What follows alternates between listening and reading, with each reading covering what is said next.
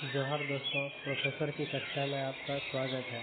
आज हम लोग डिस्कस करेंगे जूलॉजी ऑनर्स के पीजी सेमेस्टर 1 के जो क्वेश्चन पेपर 1 है उसके बारे में आज हम लोग डिस्कस करेंगे। ये एक प्रीवियस ईयर है क्वेश्चन पेपर है 2022 का। जो स्टूडेंट्स पास किए हैं वो ऑलरेडी सेंड किए हुए हैं ये क्वेश्चन। देखिए, जो सबसे पहला है ये जो क्वेश्चन फॉर्मेट है ये 3 सेक्शन में है, सेक्शन ए, सेक्शन बी और सेक्शन सी, जिसको कहीं पार्ट ए, पार्ट बी और पार्ट सी के रूप में भी लिखा गया है। जो पार्ट ए है उसमें 10 ऑब्जेक्टिव हैं जो कंपलसरी हैं, जो प्रत्येक ऑब्जेक्टिव है ये 2-2 मार्क्स के हैं।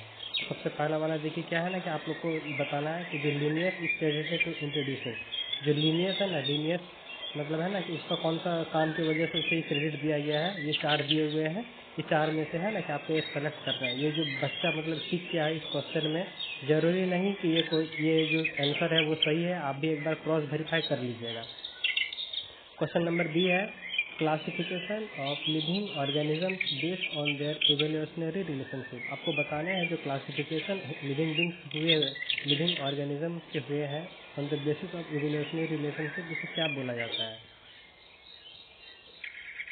इसका क्वेश्चन नंबर सी है the key of taxonomical as are based on contrasting character basically in a pair is called. है ना, जो कॉन्ट्रास्टिंग कैरेक्टर के तौर पे बताया जाता है टैक्सोनॉमिकल एज पे, है ना, बेसिकली ये फॉर्मेट होते हैं यस नो रहते हैं, उससे सेलेक्ट करते होते हैं। बाद बाकी जितने यस आते हैं जितने नो आते हैं उसी के अकॉर्डिंग उसे क्लासीफाई किया जाता है।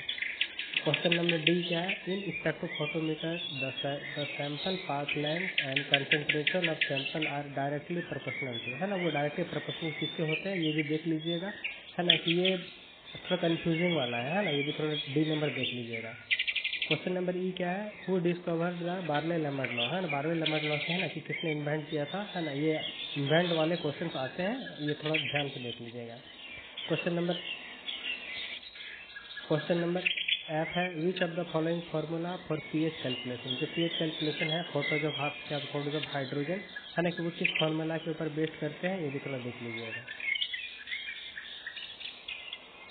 क्वेश्चन नंबर जी है intensity of X ray decreases with. है जो इंटेंसिटी होता है ना एक्सरे के, वो है ना कि डिक्रीज कब करते हैं इंक्रीज कब करते हैं, है ना, ये भी थोड़ा देख लीजिएगा कि वेवलेंथ कम होने से क्या होगा, वेवलेंथ ज़्यादा होने से क्या होगा, फ्रीक्वेंसी कम होने से क्या होगा, फ्रीक्वेंसी ज़्यादा होने से क्या है, देख लीजिएगा।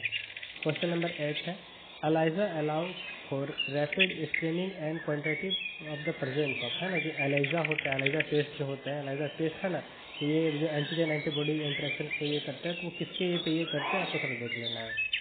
क्वेश्चन नंबर आई है Thermus aquaticus is a source of. जो थर्मस एपिटिकस है ना कि वो है ना कि सोर्स किसके हैं वो देख लीजिएगा। क्वेश्चन नंबर जे है इन इलेक्ट्रोफोरेसिस। तो इलेक्ट्रोफोरेसिस होते हैं डीएनए विल माइग्रेट फ्रॉम। है जो डीएनए होते हैं वो मूव किधर करते हैं, पॉजिटिव की तरफ मूव करते हैं या नेगेटिव की तरफ मूव करते हैं, ये भी थोड़ा देख लीजिएगा।